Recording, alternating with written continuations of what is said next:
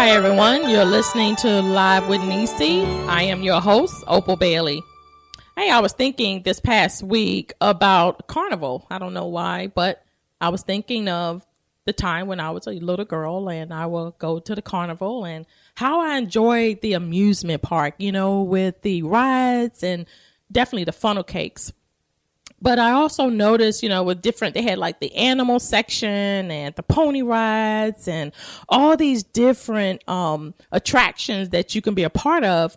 But the one that I was really amazed with was the jugglers. I always was thinking like, okay, how are they able to juggle bowling ball pins without dropping them?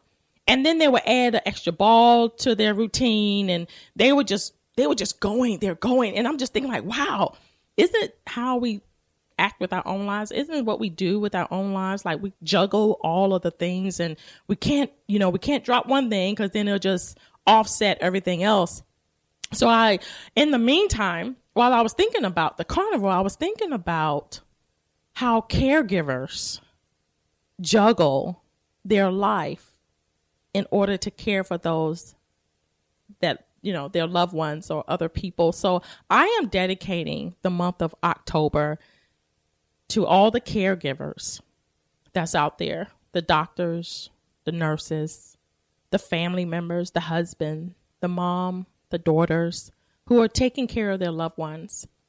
Because during this time, I have had the pleasure of meeting with a lot of people, and even though their circumstances or their situation wasn't always pleasurable, they are caregivers of their mom or dad. And they were sharing with me about, their chronic illness or the things that they're going through. And even when we consider January through November as cancer awareness, different, Alzheimer's awareness, all kind of different diseases awareness for these months, it just hit me that, there isn't anything about the caregivers. And I know that without you guys, their lives will be very hard, very difficult. And so I just want to let you know from the bottom of our hearts that you are so vital and so special to your family, to those around you, to your friends, your coworkers.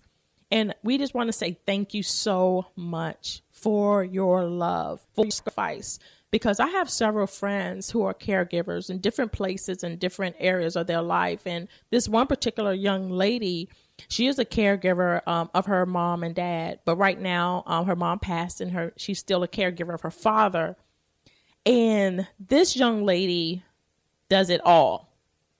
When I say all, I mean she does it all. She now have moved out of her apartment and now she moved in with her father.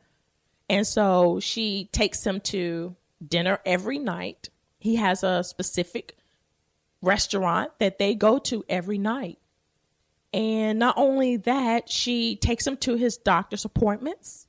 She keeps up with his vision, his dental appointments, anything that he needs, anything that she can do to help his life better, to be better for the time, she does it. And I've seen this young lady sacrifice her own self, sacrifice her own desire. She moved here to Cape Canaveral 7 years ago, and she had a very nice business, and she had a nice life. Well, her parents were getting ill, and so she decided to come down and be their caregiver. And she shared how hard it was because she felt that she had to put her life on hold, that she had to stop doing a lot of things that she wanted to do. And it was difficult for her to the point sometimes she would get upset. She would get angry. She would be really mad that she had to do that.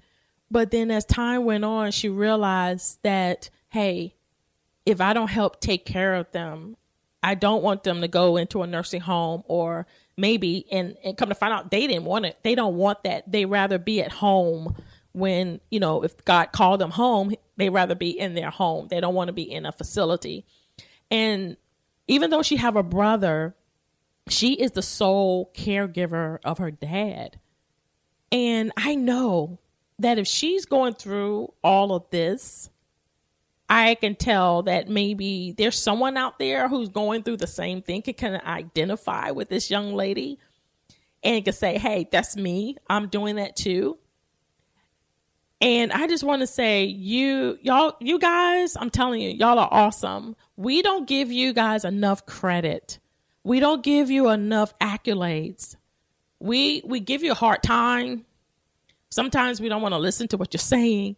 But you know what? I just want to thank you so much from the bottom of my heart. Y'all have really touched not only the lives of your family, but you're touching the lives of people that you don't even know. I have 2 daughters and they are LPNs, and they go to the homes of their patients because they're in pediatrics, and they're seeing 2-year-olds, babies on life support systems, medical equipment. Some of them can't talk, for whatever physical ailment they have, they're hooked up to these machines. And my daughters, they're there to make sure that their trachs are cleaned, to make sure they change their diapers. And sometimes these kids who have had this trauma in infancy are now grown to be 21, 22-year-old men or women, where you still have to take care of them as if they're infants. And I look at my daughters when they come home and how tired they are, but they're so energetic, if you can understand what I mean. They're tired, but at the same time, they're energetic because of what they do and how they're giving back and how they're caring for this mother's child, where it allows the mother to do what she need to do, or the husband or both spouses to do what they need to do. It allows the husband to go to work, or it allows the mother to go to work, or both of them go to work, or one of them can take a nap while the caregiver is at home to relieve them for a little bit, and then they switch off. And this has become such a common thing now, to where it is affecting everything that we do.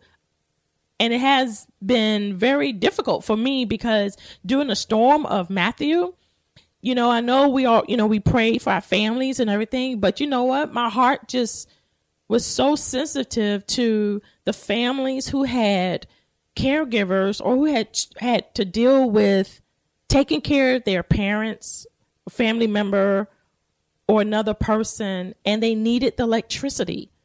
And without the electricity, it would put that person, like, life in danger at that moment. They had no opportunity to go out and run out and get a generator. They either had to have one, or they had to have a game plan to say, okay, if something happened, if the electricity is out, where do we need to go so we can be close to the hospital? So that this is the time frame, or this is the allotted time that we have in order to get my daughter or our child or our mom to the medical facility to continue on with the medicine and continue on with the equipment that is helping them and keeping them alive. And there may be some of you as caregivers that may not have to face that traumatic situation, but you may be caring for a parent or a sibling who may have fell, and you still have to take care of them. You still have to, cook for them. You're still a caregiver. And at the same time, even though you're caring for them, most of us, we forget about taking care of ourselves.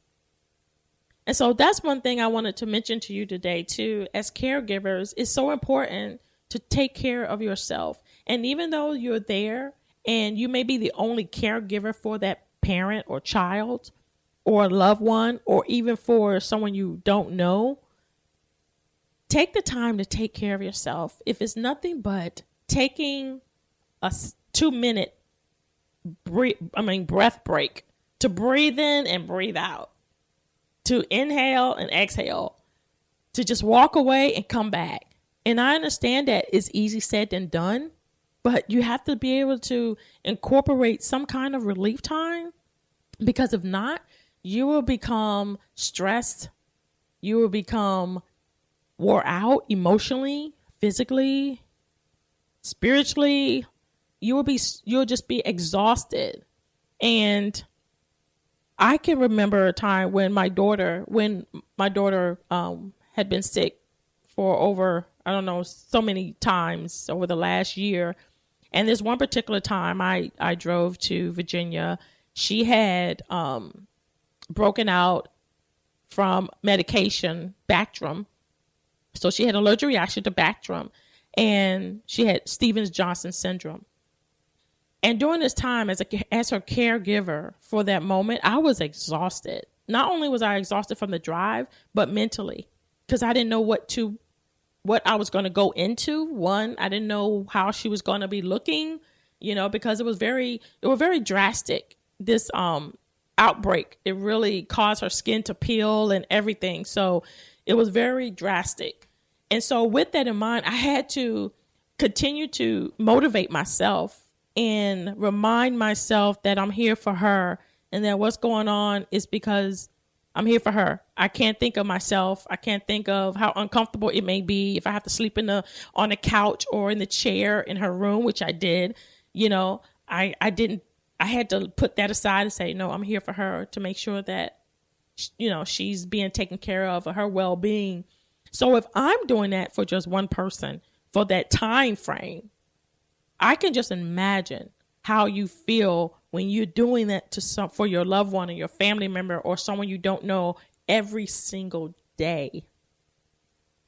And I just take my hat off to you, and I just say thank you, guys and girls and everyone, for just doing over and beyond, going over and beyond and taking care of your family members and your loved ones. Statistics says that about 70% of adult caregivers have to rely on their family members and friends and neighbors, and that there is 20 to 50% greater likelihood for depressive symptoms for adult caregivers, and that your body can start breaking down and you become sick. And some statistics says that even the caregivers die before for those they are caregiving. So I just want to let you know that take care of yourself as well. You're so vital. You're so vital to your parents. You're so vital to your family. And I was thinking of another example of one of my friends who posted on Facebook about how stressful she was because she's taking care of her mother-in-law.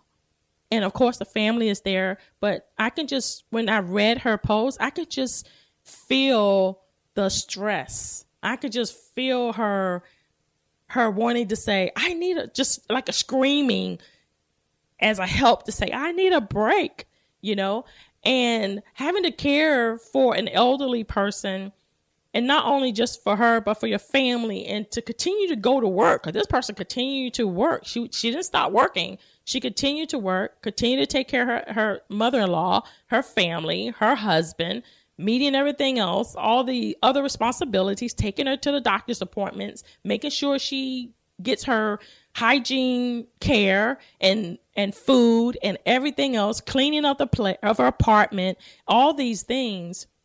I could just feel this young lady scream inside, say, hey, I need a break. Hey, I need some help. Hey, I just need to relax for a minute. But the most important thing that really stuck out to me was when she said that, hey, the electricity is still out in our home, and it's difficult to take care of my mother-in-law without electricity. And sometimes, with electricity, that meant that the water wasn't, you run your water heater by electricity. So that let me know that, okay, maybe their water heater is out. But she was telling us that how, hey, pray for me, pray for us, keep us in prayer, because this is hard. Their lights came on,